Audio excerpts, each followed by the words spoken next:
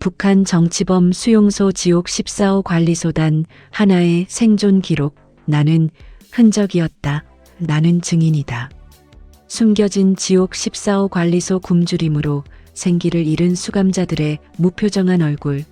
그 눈빛은 모든 희망이 소진된 듯 공허하다. 흙과 상처로 뒤덮인 앙상하고 힘없는 손가락 마디마디가 뼈처럼 튀어나와 있다. 하늘을 가로막으며 자유의 빛을 차단하는 높은 철조망. 그 끝에는 날카로운 면도날이 촘촘하게 박혀 있다. 여기는 세상에 태어난 순간부터 필요성이라는 잣대로 등급이 매겨집니다. 필요한 존재와 완전계층, 이 구분이 인간의 운명을 갈라놓습니다. 이 이야기는 세상의 어떤 지도에도 어떤 공식 기록에도 존재하지 않는 곳 14호 관리소에서 시작됩니다. 그곳은 인간의 존엄성, 사랑, 그리고 이름석자가 폐기된 거대한 쓰레기장이며 모든 인간성이 단순한 숫자로 치환되는 생지옥입니다. 이 비인간적인 감옥을 탈출한 단 한 사람, 영호의 기록은 우리가 외면하고 침묵했던 현대사의 가장 어두운 틈에 남겨진 첫 번째 흔적입니다. 그의 눈물과 피, 그리고 침묵하는 수많은 영혼의 외침으로 쓰인 흔적은 우리에게 질문합니다. 침묵은 죄인가? 그리고 기억하는 것은 정말로 저항인가? 14호 관리소 B구역. 식량 저장고 뒤편 수용소 내에서도 가장 외진 곳이다. 오물과 부패한 음식물 쓰레기가 모이는 곳이다. 고요하고 습한 새벽 3시 수용소의 악취와 습기가 가득하다. 희미한 소독약 냄새가 섞여 코를 찌른다. 이 냄새는 곧 절망의 냄새이기도 하다. 어둠 속 26세 영호와 중년 52세 만석이 낡은 플라스틱 쓰레기통을 넘어뜨려 내용물을 필사적으로 손으로 더듬고 있다. 만석은 앙상하여 뼈가 피부를 뚫고 나올 듯 튀어나왔으며 그의 얼굴은 오랜 굶주림으로 깊은 그림자가 져 있다. 영호는 상대적으로 체격이 좋으나 두 눈이 깊게 꺼져 있고 동공이 항상 불안하게 떨리고 있다. 만석 아저씨, 오늘은 썩은 감자도 못 구했어요. 어제 감시병 독사가 순찰 돌 때 쓰레기 배출 통로 쪽에 자갈과 시멘트 가루를 부어 아예 막아버렸어요. 쥐도 못 들어갈 정도로요. 만석이 메마른 입술을 간신히 달싹인다. 그럼 우리가 먹을 건 뭐냐? 바람이냐? 공기냐? 이 배고픔은 갑작스러운 기침을 하며 가래가 끓는 소리가 거칠다. 내 위장을 칼로 갉아먹는구나. 영호야, 우리 같은 완전계층은 쥐나 다름없어. 아니, 쥐보다 못하지. 쥐는 아무리 막아도 구멍을 뚫고 살아남는다 하지만 놈들은 우리가 쥐보다도 못하길 바라지. 인간이기를 포기하길 바라지. 쥐는 최소한 이 구역을 벗어날 수라도 있죠. 우리는 움직이지 못해요. 발에 채인 발각기 소리가 마치 우리 영혼을 묶는 쇠사슬 같아요. 한 발자국만 잘못 디뎌도 끝이죠. 만석이 쓰레기통 옆에 녹슨 깡통을 발로 찬다. 쾅 하는 요란한 소리가 이 공간의 고막을 찢는 듯한 정막을 가른다. 두 사람은 즉시 몸을 웅크리고 숨을 죽인다. 조심해, 놈들은 소음의 귀신 같아. 저번에 말라깽이가 기침소리가 크다고 끌려갔잖아. 그가 돌아왔을 때의 모습, 자줏빛 멍자국과 공포에 질린 눈 기억나지? 우리의 존재 자체가 소음이야. 감시병의 기계적 목소리다. 움직이지 마. 규칙 14조 탈출 시도를 이유 없이 철조망 근접. 고의적인 규정 위반. 즉결. 처분이다. 총성이 울리기 전 잠시 정적이 흐른다. 그 짧은 순간에 여자의 간절한 숨소리와 저는 그냥이라는 희미한 말끝이 들리는 듯한 끔찍한 착각이 일다 이어지는 총성 한 발탕. 소리는 두 사람의 고막을 찢고 금속벽에 부딪혀 공명하며 장내를 맴돈다. 저건 저 여자. 오늘 아침에 작업장에서 자기 배급빵 조각을 옆자리 아이한테 나눠준 그 여자였어요. 이름은 몰라도 제가 봤어요. 그녀의 손가락이 아이의 손을 스칠 때 살짝 떨렸어요. 그게 그녀의 마지막 잡이었어요. 만석이 영호의 어깨를 쇠집게처럼 움켜쥔다. 그의 눈은 절망과 분노가 서려 있다. 그의 눈은 영호에게 생존의 규칙을 강요하고 있다. 쳐다보지 마. 영호 눈으로 봤다는 것만으로도 죄가 돼. 놈들은 그걸 불온한 목격이라고 불러. 내 심장으로 봤다고 해도, 뇌가 기억해도 안 돼. 아무 일도 없었다고 생각해. 우리는 보지도 듣지도 말하지도 않는 존재야. 살아남아 이 짐승 같은 곳에서 그것만이 지금으로서는 유일한 저항이야. 쓰레기 더미 속에 있던 낡고 때 묻은 종이 조각이 영호의 눈에 들어온다. 그는 마치 본능처럼 그것을 주머니 깊숙이 넣는다. 그날 밤 취침 시간 좁고 습한 사인실에 코 고는 소리, 앓는 소리, 그리고 누군가 악몽에 헛소리를 하는 소리만이 희미하게 들린다. 영호는 다른 수감자들이 잠든 것을 오래도록 확인하고 몸을 돌려 벽을 향한다. 그는 이불 속에서 낡은 종이 조각과 미리 준비해 둔 닭뼈를 깎아 만든 펜촉, 그리고 수돗물에 녹인 숯가루를 담은 작은 통을 꺼낸다. 그의 손은 떨리고 뜨거운 눈물 한 방울이 숯 잉크 위에 떨어져 잉크를 더욱 검게 물들인다. 오늘 또 한 사람이 사라졌다. 이름은 몰라도 그녀의 빵 냄새를 기억한다. 콩가루 냄새가 났다. 규칙 14조. 나는 이제 불온한 목격자가 되기로 했다. 이것이 내가 남기는 첫 번째 흔적이다. 만약 이걸 읽는 사람이 있다면 우리가 여기 있었다는 것만은 기억해. 다오. 영호는 종이를 5단 깊숙이 몸에 가장 가까운 곳에 숨긴다. 그의 얼굴은 더 이상 단순한 공포가 아닌 어떤 숭고한 결의와 깊은 공포로 차 있다. 그는 이제 침묵의 세계와 증언의 세계 사이에 서 있다. 그는 혼자만의 반역을 시작한 것이다. 다음 날 아침 수감자들이 녹슨 기계 부품을 조립하는 지루하고 반복적인 작업을 한다. 기름과 땀 그리고 흙먼지 냄새가 섞여 있어 숨쉬기조차 힘들다.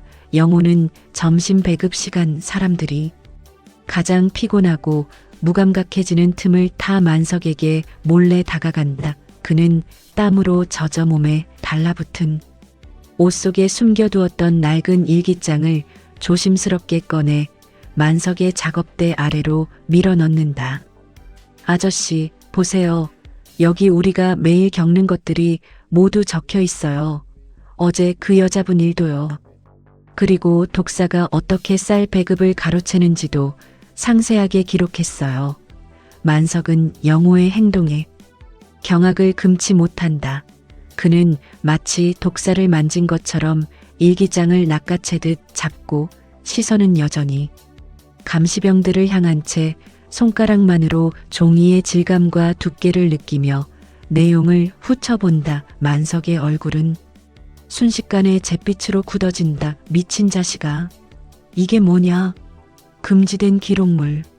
이게 발각되면 너는 물론이고 너랑 접촉한 나까지, 내 가족까지 모두 완전 폐기 대상이야. 알긴 아는 거냐?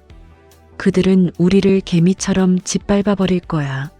만석은 일기장을 작업대 바닥에 내동댕이 치려 한다. 그에게 이 기록은 자살 행위나 다름없다. 영호는 만석의 손을 필사적으로 붙잡으며 그의 눈을 똑바로 쳐다본다. 아니요. 아저씨, 우리가 아무것도 안 남기고 그냥 사라지면 이 수용소는 완벽한 곳으로 역사에 기록될 거예요. 우리가 왜 어떻게 죽었는지조차 아무도 모른다고요. 이건 우리가 여기 존재했다는, 인간이었다는 유일한 증거라고요. 제발 우리의 목소리가 되어 줍시다. 아저씨, 제발. 영호의 절규에 가까운 속삭임은 기계 소음에 묻힌다. 만석은 멈춰선다. 그의 손에 든 일기장 대신 그의 눈에 생기를 잃은 공허한 눈길이 스쳐 지나간다. 내 딸. 순이 작년에 폐렴으로 죽은 내 딸이 수용소 공식 기록에는 선천적 약자, 자연소멸로 돼 있어. 놈들은 애초에 기록할 가치도 없다고 했지. 그 아이 이름이 순이란다는 것조차. 그 아이가 태어날 때 내가 직접 지어준 그 이름조차 잊혀지게 만들려고 내가 아무것도 할 수 없었어. 만석은 주먹을 꽉 쥐었다가 천천히 펴고 영호의 일기장을 작업복 안 깊숙한 곳 가슴팍에 조심스럽게 다시 정돈해준다. 이는 곧 침묵을 깨는 가장 큰 반역에 동참하겠다는 대답이다. 그것은 아버지의 절규였다. 숨겨 절대 잃어버리지 마. 이건 이제 내 것만이 아니야. 이 증거는 우리 모두의 마지막 목숨줄이야. 우리가 인간이었다는 마지막 증명서야. 꼭 지켜야 한다. 영호는 고개를 끄덕인다. 그의 가슴에서 뜨거운 감정이 밀려온다. 그날 밤 만석은 영호에게 낡은 연필심 조각과 소금물이 묻어 얼룩진 얇은 비닐 조각을 건넨다. 비닐은 잉크가 번지는 것을 막기 위한 방수 커버다. 만석은 이 작은 물건들을 수년 동안 몰래 보관해 온 것이었다. 비구역 폐수 처리 시설 수용소 내에서도 가장 잊혀지고 무관심한 장소다.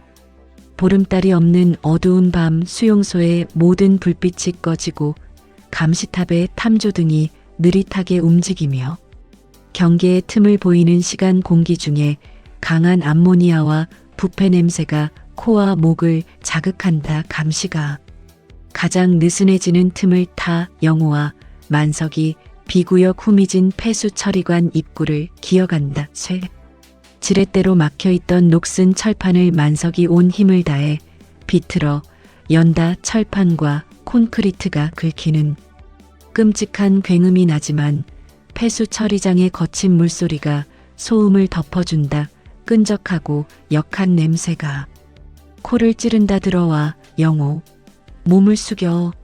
이관이 철조망 바깥 구역까지 연결돼 있다. 놈들은 이 더러운 곳엔 관심도 없지. 우리 같은 쓰레기들만 오는 곳이니까. 허리까지 차는 차가운 오물을 헤치며 좁고 어두운 콘크리트 터널을 기어간다. 벽면은 미끈하고 때때로 쥐나벌레들이 스쳐 지나간다. 영호는 가방 깊숙한 곳에 일기장을 보호하려고 온몸을 긴장시킨다. 두 사람이 20여 분을 땀과 오물에 젖어 기어간 후 앞에서 차가운 공기가 들어오기 시작한다. 만석이 숨을 헐떡인다. 앞이다. 빛이 보여. 영호야. 바깥 숲의 달빛 다 왔어. 우리가 해낼지도 몰라. 순이의 목까지 바로 그 순간 뒤편 어둠 속에서 발소리가 들린다. 한 감시병이 야간 순찰 중 이상한 냄새와 소리를 듣고 폐수관 입구로 다가온 것이다. 34세 최 병장 영호와 만석을 늘 괴롭히던 놈이다. 폐수 처리고. 누구야? 거기 움직이는 거 누구야? 잡아라. 드디어 쥐덫에 쥐가 걸렸구만. 얌전히 있으라고 했건만. 최 병장의 고함이 터널 안을 끔찍하게 울린다. 만석은 본능적으로 영호를 온몸으로 밀쳐낸다. 그의 힘은 놀랍도록 강했다. 그의 마지막 힘이었다. 영호야, 너만 가. 철조망 밑에 작은 구멍이 있어. 달려. 절대 뒤돌아보지 마라. 이 흔적을 지켜. 우리 모두의 이야기를. 영호는 망설인다. 만석 아저씨를 두고 갈 수 없다는 생각에 발이 움직이지 않는다. 그의 눈에는 만석의 얼굴이 선하게 비친다. 만석은 영호의 등을 발로 한 번 더 밀치며 그를 빛이 보이는 출구 쪽으로 강제로 보낸다. 만석은 들고 있던 낡은 쇠 파이프를 휘두르며 최 병장에게 달려든다. 그의 모습은 마치 마지막 발악을 하는 늙은 사자 같다. 최 병장은 당황하지만 곧 익숙한 폭력으로 만석을 제압한다. 둔탁한 뼈 부러지는 소리, 만석의 고통스러운 울부짖음, 그리고 최 병장의 비열한 조롱이 뒤섞인다. 이 늙은 개새끼가 감히. 영호는 달아나면서도 그 소리들을 생생하게 듣는다. 영호가 철조망 근처 작은 구멍을 발견하고 몸을 구겨 넣는 순간 뒤에서 날카로운 칼에 찔리는 듯한 끔찍한 소리가 난다. 증언해라, 영호. 우리 모두를 증언하라. 순이의 이름도 잊지 마. 총성이 아닌 칼소리였기에 사이렌은 즉시 울리지 않는다. 영호는 피눈물을 흘리며 결국 철조망 바깥에 어둠이 깔린 숲속으로 필사적으로 뛰어든다. 그의 등 뒤로 몇 초 뒤에야 비로소 수용소 전체를 흔드는 요란한 사이렌이 울려 퍼지기 시작한다.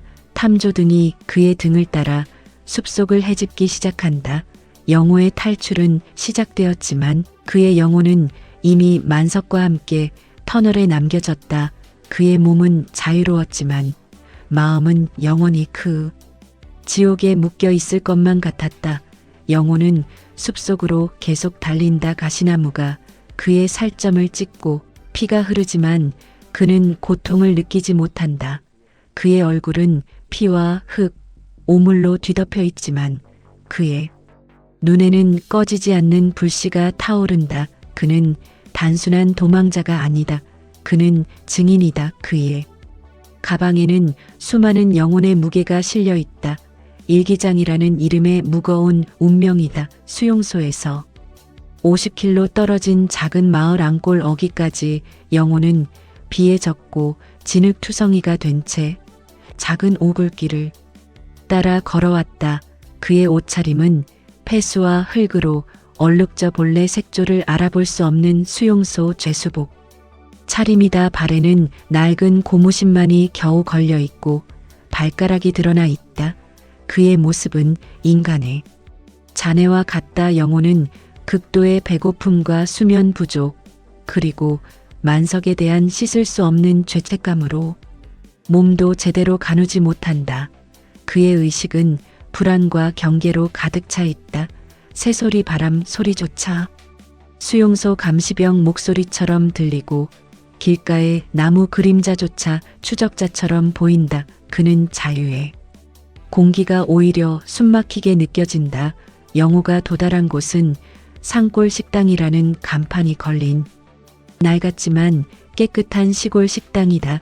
새벽 일찍 문을 열고 마당을 쓰는 73세 주인 할머니 수님의 인자한 얼굴에 주름살이 깊게 패였다. 그는 영호를 보고 깜짝 놀라 빗자루를 떨어뜨린다. 영호의 차림새와 상태에 충격을 받는다. 어이구, 이게 누구신지 맙소사. 이 젊은 양반 옷이 뭐가 이렇게 물에 빠지셨나?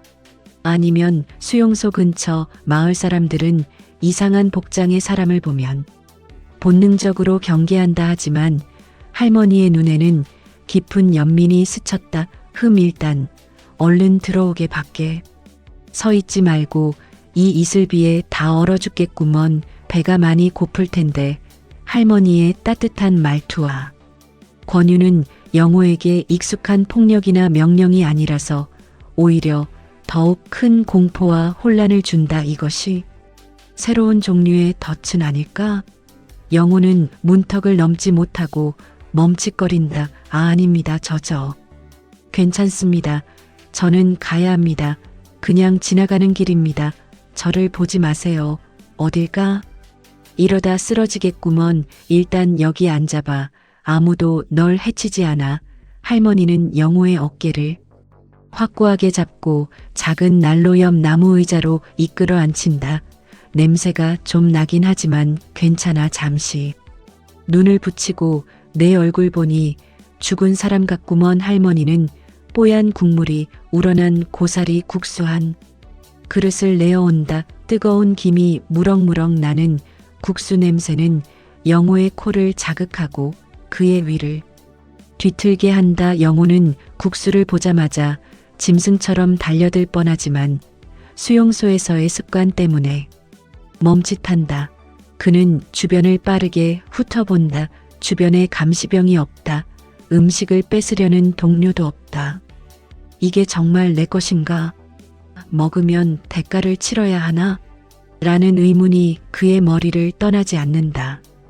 그는 젓가락 사용이 서툴러 숟가락으로 국물을 마시려 한다. 할머니가 조용히 젓가락을 쥐어주며 사용법을 알려준다. 이렇게 손가락을 여기에 놓고 젓가락으로 잡숴. 그렇게 허겁지겁 말고 아무도 안 뺏어가. 천천히. 많이 있어. 내가 먹을 거야. 영호는 할머니의 말에 눈물이 핑 돈다. 뺏기지 않아도 되는 음식. 그는 국수 한 그릇을 거의 들이마시듯 거의 씹지도 않고 먹는다. 뜨거운 국물이 목을 대지만 그는 느끼지 못한다. 할머니는 붉게 양념된 김치 한 접시를 앞에 놓는다. 이 국수가 좀 심심할 거야. 이거라도 같이 먹으렴. 직접 담근 거다. 맛이 아주 좋단다. 영호는 김치 접시를 보고 갑자기 몸을 움츠린다. 수용소에서는 김치가 금지된 사치였으며 붉은 양념은 왠지 피와 고문을 연상시켰다. 그의 머릿속에 감시병들이 붉은 고춧가루를 상처에 뿌리는 장면이 스치고 지나간다. 죄송합니다. 저는 저 김치를 먹지를 못. 저는 매운 건 못 먹습니다. 정말 죄송합니다. 사실 그는 매운 것을 먹어본 적도 없다. 단지 붉은색과 강렬한 냄새가 주는 낯선 위협에 경계하는 것이다. 에고, 그래. 그럼 걱정 말게. 천천히 먹어. 국물도 더 줄까? 세상은 그렇게 무서운 곳이 아니란다. 다 괜찮아질 거야. 믿어보게. 영호는 할머니의 친절함에 더욱 불안해한다. 수용소의 폭력은 예측 가능했지만 이 자유로움과 친절함은 예측 불가능한 덫처럼 느껴진다. 그는 익숙한 고통 대신 낯선 안락함에 스스로 무너질 것만 같았다. 그의 마음속에는 만석 아저씨에 대한 배신감까지 피어올랐다. 나는 저곳을 떠나왔는데, 나는 따뜻한 국수를 먹고 있는데 밖의 세계는 육체적인 고문이 없었다. 하지만 그 친절함은 나를 무장해제시키고 내가 기억해야 할 고통과 만석 아저씨의 희생을 잊게 만들 위험이 있었다. 나는 죄책감과 자유 사이에 이질적인 감옥에 갇혔다. 만석 아저씨, 저는 지금 자유롭지만 오히려 더 깊은 지옥에 빠진 것 같습니다. 할머니는 영호를 따뜻한 창고방에 눕혀주고 며칠 동안 그제 돌본다. 영호는 할머니에게 자신이 산골 마을에서 부모를 잃고 떠돌아다니는 고아라고 둘러댄다. 할머니는 의심하지 않고 그를 품어준다. 영호는 며칠 동안 폐쇄적인 창고방을 벗어나지 않고 밤마다 숨겨온 일기장을 꺼내 만석 아저씨가 마지막으로 남긴 핏자국처럼 번진 글들을 덧칠한다. 그의 기록은 더 상세해지고 그의 분노와 슬픔 그리고 죄책감이 고스란히 담겨간다. 2주 후 영호는 할머니가 준 깨끗한 옷으로 갈아입었지만 여전히 마르고 창백하다. 낮에는 할머니를 돕는 척하며 주변을 경계한다. 그의 눈에는 여전히 불안함이 서려 있지만 그 안에 반짝이는 무언가가 자리 잡기 시작했다. 희망의 불씨였다. 창고방 문이 열리고 할머니와 함께 37세 인권운동가인 지영이 들어선다. 그녀의 눈빛은 따뜻하지만 단호한 확신이 있다. 그녀는 영호의 신원을 확인하기 위해 할머니의 연락을 받고 은밀히 찾아왔다. 영호 씨 맞으시죠? 저는 인권운동을 하는 윤지영이라고 합니다. 할머님께 영호 씨 이야기를 전해 들었어요. 그리고 혹시 영호 씨가 몸에 숨겨온 귀한 것이 있다는 것도요. 영호는 즉시 최고 수준의 경계 태세로 돌아간다. 그는 본능적으로 일기장을 숨긴 가슴을 손으로 감싸준다. 온몸의 근육이 경직된다. 무슨 말씀이신지 저는 그냥 떠돌아다니는 고아입니다. 숨긴 거 없습니다. 할머니, 저는 이제 갈게요. 영호 씨, 저는 14호 관리소의 존재를 세상에 알리려고 5년째 노력하고 있습니다. 저의 동료들 중 몇은 그 과정에서 세상을 떠났습니다. 제가 아는 한 그곳을 탈출하여 생존한 사람은 영호 씨가 처음입니다. 당신의 경험은 세상에 알려져야 합니다. 당신이 남긴 그 일기는 단순한 기록이 아니라 그곳의 존재를 증명할 수 있는 결정적인 증거입니다. 그것은 수많은 사라진 사람들의 목소리입니다. 만석 아저씨의 마지막 소원이기도 하고요. 영호는 지영의 눈을 바라본다. 그녀의 눈에는 거짓이 없다. 그는 망설이다가 마음을 굳히고 창고 구석에서 초라한 일기장을 꺼내든다. 오늘 또 한 사람이 사라졌다는 문장을 읽고 깊은 숨을 내쉰다. 눈가에 물기가 돈다. 그녀의 손가락이 그 글씨 위를 스치며 그 고통을 느끼는 듯하다. 지영은 일기장을 가슴에 꼭 안으며 목소리가 감동으로 떨린다. 이 기록이 수많은 사람들의 생명을 구하고 그들의 명예를 회복시킬 수 있습니다. 하지만 왜 이렇게 숨기시려고 했죠? 왜 세상에 알리지 않으려고 하셨나요? 말하는 순간 저는 저와 만석 아저씨 그리고 아직 수용소에 남아있는 모두를 다시 위험에 빠뜨리는 것 같아요. 그들은 아직도 거기에 있을 텐데 저 때문에 그들이 더 고통받을까봐 너무 무서워요. 제 증언이 그들의 사형 집행 영장이 될지도 모른다는 생각에 잠을 잘 수가 없어요. 저는 배신자가 되는 것 같아요. 지영은 단호하다. 침묵은 그들이 원하는 겁니다. 영호 씨, 당신이 침묵한다면 그들의 범죄를 영원히 덮어버리는 겁니다. 침묵은 곧 공범이 되는 겁니다. 당신의 목소리가 필요해요.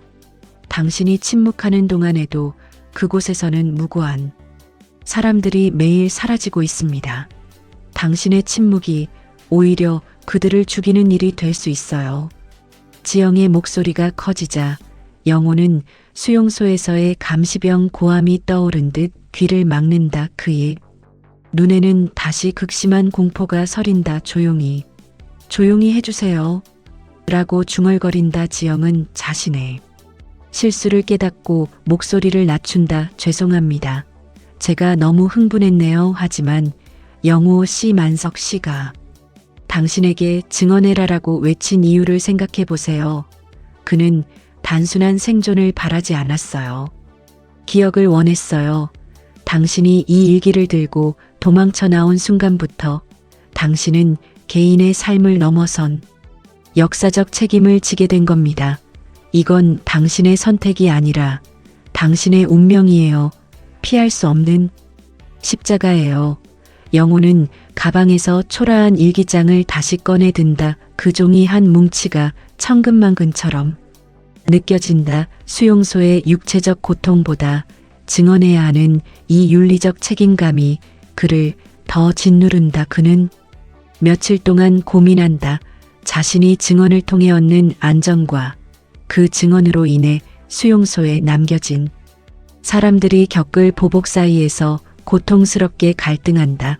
그는 창고방에서 홀로 앉아 일기장을 넘기며 만석의 얼굴, 그 여자의 얼굴, 그리고 수많은 무명의 얼굴들을 떠올린다. 영호 씨, 당신의 증언은 곧 그들의 존재 증명입니다. 당신이 용기를 내준다면 저희는 이 기록을 국제인권기구에 전달할 수 있습니다. 당신의 일기는 빛의 첫째 씨앗이 될 겁니다. 그 씨앗이 자라나 결국 그 지옥의 문을 부술 수 있습니다. 결국 영호는 만석의 마지막 외침을 떠올리며 고개를 끄덕인다. 그의 눈에는 결정이 서렸다. 그는 일기장의 원본은 자신이 보관하고 지영에게 안전한 루트로 세상에 알릴 수 있도록 고화질 사본을 전달한다. 지영은 감격에 찬 얼굴로 영호의 손을 꼭 잡는다. 만석 아저씨의 이름과 순이의 이름이 가장 먼저 알려져야 합니다. 그들의 이름이 단순한 숫자가 아니라 우리를 기억하는 첫 번째 이름이 되어야 합니다. 모든 사라진 이들의 상징이 되어야 합니다. 앙골 마을 인근의 외딴 민가의 지영의 도움으로 영호의 임시 은신처가 마련됐다. 3일 후 그는 낮에는 인권단체와 화상 인터뷰를 준비하고 밤에는 지영과 함께 일기장을 정리하며 세부 정보를 추가하는데 시간을 보낸다. 그의 얼굴에 조금씩 생기가 돌기 시작했지만 눈 밑에는 여전히 깊은 그림자가 자리 잡고 있다. 영호가 지영의 낡은 휴대용 TV로 뉴스를 보고 있다. 갑자기 긴급 속보 자막이 흐르고 딱딱한 표정의 뉴스 앵커가 나타난다. 정부의 공식 입장이었다. 오늘 정부 대변인은 일부 외부 단체에서 제기된 14호 관리소 관련 주장을 공식적으로 부정했습니다. 대변인은 해당 지역은 일반적인 군사 방호 시설일 뿐이며 비인도적인 행위가 일어난다는 주장은 확인되지 않은 악의적인 소문에 불과하다고 밝혔습니다. 또한 해당 소문을 유포하는 행위는 국가 안보를 위협하고 사회적 혼란을 조장하는 것으로 국가보안법 위반으로 간주될 수 있음을 경고했습니다. 정부는 이러한 허위 정보를 유포하는 자들에게 엄중히 대처할 것이라고 밝혔습니다. 영호는 분노로 몸을 떨며 TV를 끈다. 자신이 겪은 모든 고통과 만석의 희생이 악의적인 소문으로 치부되는 현실에 극심한 절망을 느낀다. 거짓말 전부 거짓말이야. 그곳은 지옥인데 그들은 계속 사람들을 가두고 죽이고 있는데 만석 아저씨는 그들의 거짓말 때문에 나는 목숨을 걸고 탈출했는데 진정하세요, 영호 씨. 이게 그들의 방식입니다. 강력하게 부정하고 소문을 낸 사람들을 공포로 찍어 누르는 것. 하지만 이제 그들이 틀렸다는 것을 증명할 당신이라는 증거가 있어요. 저희는 이제 이 사본을 외부에 보낼 겁니다. 그들의 거짓말을 벗겨낼 단 한 가지 무기, 바로 당신의 진실을요. 그때 창밖에서 이상한 소리가 들린다. 마을 입구 쪽으로 향하는 흙길에서 주변의 농기구 소리와는 다른 매끄럽고 조용한 엔진 소리가 들린다. 영호는 즉시 온몸이 굳는다. 수용소에서 길러진 위험을 감지하는 동물적인 감각이 되살아난다. 차차 소리가 들려요. 이상한 차예요. 이 마을에 오는 트랙터나 트럭 소리가 아니에요. 너무 조용해. 군용차처럼. 창문 틈으로 영호가 조심스럽게 밖을 본다. 은신처에서 100m 떨어진 곳에 검은색 세단 세 대가 멈춰서 있다. 문이 열리고 양복을 입은 3명의 남자가 내린다. 그들의 몸짓은 군인처럼 절도 있지만 그들의 얼굴은 평범한 공무원처럼 보이지 않는다. 그들의 시선이 날카롭고 주변을 살피는 방식이 전문가다. 영호 얼굴이 순식간에 하얗게 질린다. 심장이 멎을 듯한 공포에 휩싸인다. 저 남자들, 저 얼굴 안경을 쓴 저 남자 제가 수용소에서 봤어요. B구역을 담당하던 사복 감찰원이었어요. 그가 만석 아저씨를 신문하는 것을 본 적이 있어요. 그들이 나를 찾아왔다. 내가 여기에 있다는 걸 알고 있어. 영호는 벽에 기대어 허둥지둥 숨을 쉰다. 그의 호흡은 급격히 빨라지고 가슴이 답답해진다. 그는 마치 아직도 수용소 독방에 갇혀 있는 듯 현실과 악몽을 구분하지 못한다. 그의 손이 떨리고 눈동자가 공포로 확장된다. 지영은 놀랐지만 침착하게 영호의 손을 잡고 그의 눈을 바라본다. 영호 씨, 진정하세요. 그들이 영호 씨를 특정했을 리가 없어요. 이건 그냥 우연일 수도. 영호는 말을 끊으며 날카로워진다. 아니에요. 만석 아저씨가 칼에 찔렸을 때 최 병장이 분명 뒤에 다른 감시병에게 폐수 처리구 쪽을 확인하라, 탈출자의 흔적을 추적하라고 했어요. 그들이 제가 탈출한 직후부터 제 흔적을 추적하고 있었던 거예요. 이 마을은 수용소에서 도주하기 딱 좋은 경로상에 있으니까 그들은 체계적으로 수색 범위를 좁혀온 거예요. 검은 정장의 남자들이 천천히 영호의 은신처 쪽으로 다가오기 시작한다. 그들의 발걸음은 가볍지만 위협적이다. 영호는 자신의 증언이 단순한 과거의 이야기가 아닌 현재 진행형의 생존 투쟁임을 뼈저리게 깨닫는다. 그는 일기장 원본을 다시 한번 품에 끌어안는다. 그것이 그의 유일한 무기이자 그의 존재 이유다. 이제 도망쳐야 합니다. 지영 씨, 그들은 나를 잡으러 온 게 아니라 내 흔적을 영원히 지우러 온 겁니다. 내 목숨과 이 기록을, 이 일기가 세상에 나가는 것을 막기 위해서요. 지영은 재빨리 짐을 꾸리고 영호를 데리고 집 뒤편 밭을 가로질러 달아날 준비를 한다. 이들은 침묵을 거부한 대가를 치르기 시작했다. 그들의 도주는 이제 단순한 생존이 아닌 진실을 지키기 위한 전투가 되었다. 영호가 탈출한 지 3주 후 영호와 지영은 추적자들을 피해 밤새 도주한 후 앙골 마을에서 차로 5시간 떨어진 수도 외곽의 인권 단체 안전가옥에 몸을 숨기고 있다. 영호는 며칠 밤을 악몽에 시달리며 잠을 제대로 이루지 못한다. 그는 자다가도 만석의 비명소리에 벌떡 일어나곤 한다. 영호는 작은 방에서 일기장 사본을 다시 검토하고 있다. 지영이 문을 조심스럽게 열고 들어온다. 영호 씨, 드디어 해냈어요. 오늘 오후 저희가 보낸 일기장 사본이 국제인권감시위원회에 성공적으로 접수됐다는 연락을 받았어요. 그들은 당신의 증언에 큰 충격을 받았고 즉시 조사에 나설 것이라고 했어요. 당신의 용기가 드디어 빛을 보기 시작했어요. 이제 만석 아저씨의 희생이 헛되지 않은 건가요? 그의 죽음이 결국 의미를 갖게 되는 건가요? 절대 헛되지 않았어요. 그리고 우리가 또 다른 흔적을 찾았어요. 만석 아저씨의 가족을 찾았습니다. 아내와 어머니, 아버지가 수도 외곽 지역에 살고 계신다는 것을 확인했어요. 그분들도 만석 아저씨가 14호 관리소로 끌려간 뒤 생사를 알지 못하고 계셨습니다. 7년 동안 아무런 소식 없이 영호의 얼굴이 일그러진다. 만석 아저씨가 자신을 살리기 위해 최 병장에게 칼을 맞던 그 순간의 비명과 마지막 외침이 생생하게 떠오른다.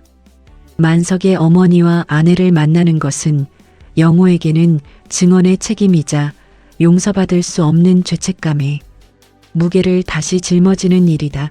그는 자신이 그 자리에 설 자격이 있는지 의문이 든다. 같은 날 저녁 수도 외곽의 낡은 다세대 주택 옥상에서 지영의 주선으로 영호와 만석의 어머니 노부인이 만난다.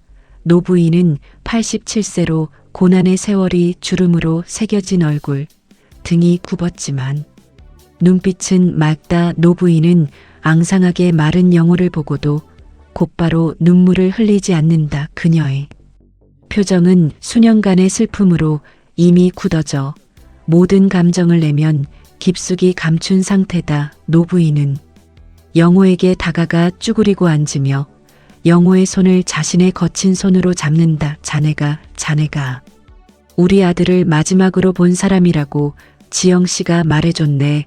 우리 만석이 죽기 직전에. 영호는 차마 노부인의 눈을 바라보지 못하고 땅만 응시한다. 목이 메어 말문이 막힌다네. 저는 만석 아저씨와 가장 가까이에 있었습니다. 아저씨는 저의 버팀목이었습니다. 네. 내 아들은 착했어요. 시장에서 작은 상회를 했었는데 세금이 밀렸다고 그렇게 어느 날 갑자기 끌려갔어요. 까닭도 없이 끌려갈 때 엄마 금방 돌아올게, 나는 잘못한 게 없어, 걱정 말라고 했는데 7년째 소식이 없네. 그런데 자네가 그가 죽었다는 것을 알려주다니, 그래도 감사해야 하는 건가? 노부인은 영호의 얼굴을 자세히 살핀다. 아들을 잃은 어머니의 본능적인 시선이다. 자네 혹시 내 아들의 이름을 아는가? 김만석입니다. 나이는 올해 58세고 이마에 작은 흉터가 있어요. 어릴 때 넘어져서 생겼어. 혹시 자네가 김만석이를 아시나요? 그가 마지막 순간에 무슨 말을 했는지 영호는 할 말을 잃는다. 그는 영웅이었습니다라고 말해야 할까? 아니면 그는 비참하게 죽었습니다라고 말해야 할까? 진실은 너무 잔혹하고 거짓말은 만석 아저씨에게 너무 불명예스러운 일이다. 그는 어떻게 어머니에게 아들의 비참한 최후를 말할 수 있을까? 영호는 눈물을 억지로 참으려다가 주르륵 흘러내린다. 그는 노부인의 손을 꼭 잡고 그의 눈물로 젖은 일기장을 꺼내든다. 일기장에는 만석의 이름과 희생, 영웅이라는 단어가 붉은 수치로 강조되어 있다. 만석 아저씨는 제가 여기 있게 해주신 분이에요. 아저씨는 저와 수많은 사람들을 위해 마지막 순간까지 싸우셨어요. 그는 진짜 영웅이었습니다. 그는 제게 증언하라고, 모두를 위해 증언하라고 마지막 숨을 내쉬며 외치셨어요. 영호는 만석의 마지막 외침을 노부인에게 차마 말하지 못한다 하지만 노부인의 눈에 맺힌 모든 것을 짐작하는 듯한 눈물 방울이 영호의 모든 말을 대신한다. 고맙네 내 아들이 혼자 사라지지 않고 자네에게 흔적을 남겨줘서 고맙네. 그가 마지막까지 남을 위해 싸웠다니 그게 내 아들다웠어. 영호는 자신의 흔적이 자신만의 것이 아님을 깨닫는다. 그것은 이제 수많은 희생자들의 연결고리이자 그들의 존재 증명임을 확신한다. 만석의 가족을 만난 것은 영호에게 도망칠 이유가 아닌 맞서 싸울 이유를 주었다. 그는 이제 한 개인이 아니라 하나의 공동체의 목소리였다. 흔적의 무게가 곧 희망의 무게로 바뀌는 순간이었다. 다음 날 새벽, 지영의 긴급 연락을 받은 인권단체의 마지막 피난 루트가 가동된다. 영호는 이 루트를 통해 국경을 넘어 안전지대에서 증언할 준비를 해야 한다. 공기 중에 이슬과 흙냄새 그리고 팽팽한 불안감이 섞여 있다. 지영이 운전하는 낡은 벤이 국경 검문소에서 3시간 거리의 숲길에 도착한다. 어둠 속 숨겨진 오솔길 끝에 작은 등불 하나가 깜빡인다. 이것이 그들의 마지막 탈출 신호다. 지영이 급히 영호를 벤에서 내리도록 재촉한다. 서둘러야 해요. 영호 씨, 여기서 국경까지는 걷는 길이에요. 3시간 안에 통과해야 해요. 이 배는 더 이상 못 갑니다. 안전한 곳으로 가는 거예요. 거기서 당신의 증언을 보호하고 세상에 알릴 수 있어요. 우리의 승리예요. 영호는 벤에서 내려 발걸음을 멈춘다. 그는 가방에 있는 일기장 원본을 꺼내 든다. 그의 눈빛은 굳건하다. 더 이상 수용소에서 도망쳐 나온 불안한 청년의 눈빛이 아니다. 그것은 자신의 운명을 받아들이고 그것을 초월하려는 자의 눈빛이다. 저는 못 갑니다. 지영 씨. 지영이 경악하며 팔을 잡는다. 무슨 소리야 영호 씨. 지금 여기 있으면 죽어. 어젯밤 노부인 댁 주변에도 검은 차들이 왔다 갔다는 보고가 있었어요. 그들이 당신의 위치를 거의 좁혔어요. 이건 마지막 기회야. 압니다. 하지만 도망쳐서 내 흔적을 지운다면 제가 이 지옥 같은 곳을 탈출한 의미가 사라집니다. 만석 아저씨의 희생도 노부인의 희망도 모두 헛된 것이 될 거예요. 저는 도망치는 것이 그들에게 지는 것처럼 느껴져요. 무슨 말이야? 안전한 곳에서 증언해야 더 큰 힘이 돼요. 여기서 죽으면 아무 의미 없어. 영호 씨가 죽는 건 그들의 승리라고요. 더 이상 도망치지 않겠습니다. 제가 도망친다는 건 그들에게 제가 두려워하고 있다는 증거를 주는 겁니다. 저는 이제 두렵지 않아요. 저는 증인입니다. 제가 여기 서 있는 것 자체가 그들의 모든 거짓말을 부정하는 증거입니다. 이게 만석 아저씨가 제게 남긴 힘이에요. 영호는 지영에게 자신이 필사적으로 지켜온 일기장 원본을 건넨다. 지영 씨, 이 원본을 국경 너머로 가져가 주세요. 그리고 단 한 글자도 빠짐없이 세상에 공개해 주세요. 저의 증언은 제가 안전한 곳에 있든 없든 진실이어야 합니다. 이게 제가 할 수 있는 유일한 그리고 가장 강력한 저항입니다. 저는 여기서 제 흔적을 완성할 겁니다. 지영은 눈물을 흘리며 일기장을 받아준다. 영호 씨, 당신은 죽으려고 하는 거예요. 만석 씨는 당신이 살기를 바랐어요. 아닙니다. 저는 살아남기 위해 여기에 남는 겁니다. 진정한 생존은 침묵하지 않는 것이라는 것을 만석 아저씨가 가르쳐 주셨어요. 이 일기가 그리고 제가 여기 있었다는 사실이 바로 제 무기입니다. 제가 붙잡히더라도 제 증언은 이미 세상에 있습니다. 그것은 영원히 지울 수 없는 흔적이에요. 지영 씨, 이제 가세요. 저를 잊지 마세요. 영호는 지영에게 마지막 인사를 건넨 후 벤이 온 방향, 즉 마을로 돌아가는 길을 향해 천천히 걸어간다. 그의 모습은 오히려 편안해 보인다. 그는 숲의 어둠 속으로 사라진다. 지영은 울부짖으며 벤을 몰아 국경 탈출 신호가 켜진 빛을 향해 달린다. 그녀의 눈물이 핸들을 적신다. 새로운 증언자의 탄생이었다. 영호가 돌아간 마을에 해 뜨는 새벽 검은 세단 세대가 멈춰 서 있는 것을 그는 발견한다. 검은 정장을 입은 남자들, 그리고 비구역을 담당하던 사복 감찰원이 그를 기다리고 있다. 그들은 영호의 등장에 놀란 표정을 짓는다. 그들은 도망칠 것이라고 예상했기 때문이다. 사복 감찰원이 비웃으며 영호를 애워싼다. 내가 돌아왔다고? 도주를 포기하고 돌아온 거냐? 멍청한 녀석, 결국 내가 속한 곳은 우리와 함께하는 거란 말이지. 이곳이 내 운명이야. 감찰원은 영호에게 다가와 그의 손에 아무것도 없는 것을 확인하고 비웃는다. 그는 영호의 몸을 거칠게 수색한다.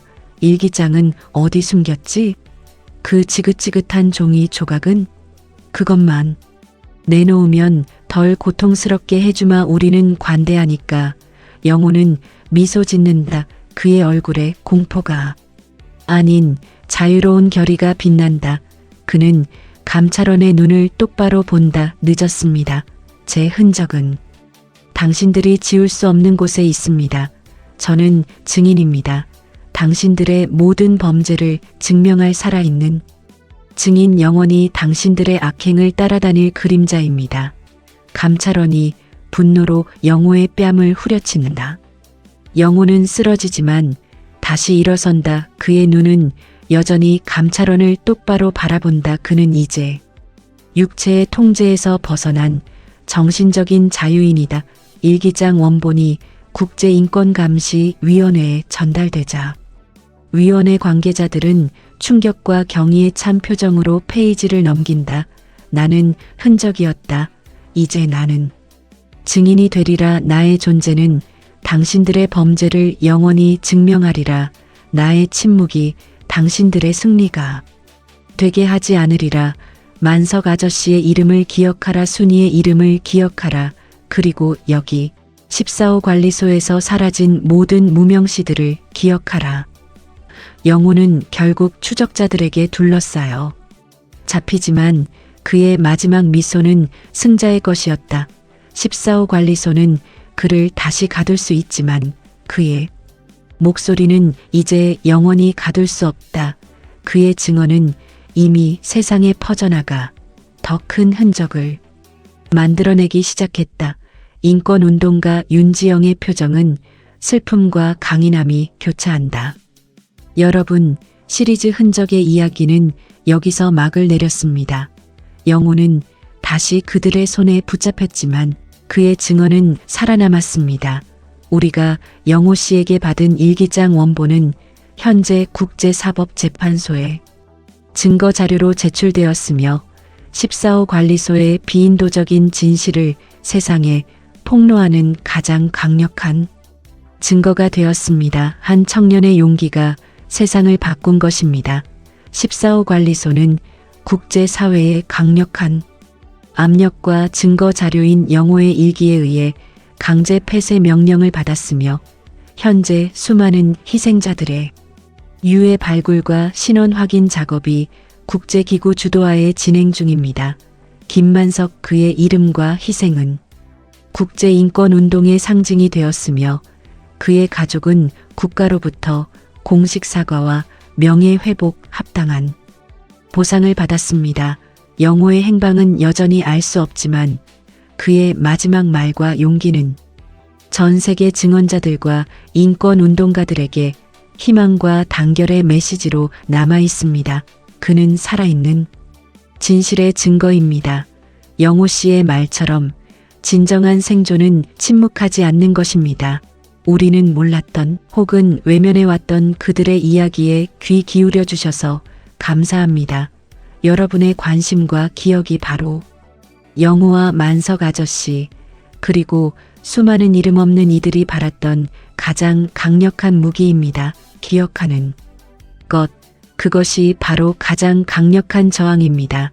이 채널을 구독하시면 새로운 영상을 가장 빠르게 만나보실 수 있습니다. 알림 설정을 켜두시고 좋아요와 함께 응원의 댓글 하나씩 남겨주신다면 진실을 위해 싸우는 모든 이들에게 큰 힘이 됩니다. 이 이야기가 생각나실 때면 주변 분께 기억의 중요함을 나누어 보세요. 침묵하지 않는 용기가 세상을 바꿉니다. 모든 흔적은 곧 희망입니다. 다음에 더욱 가슴 뭉클한 또 다른 흔적을 찾아 나선 이야기로 찾아뵙겠습니다. 오늘도 건강하시고 평안하세요. 그리고 잊지 마세요. 감사합니다.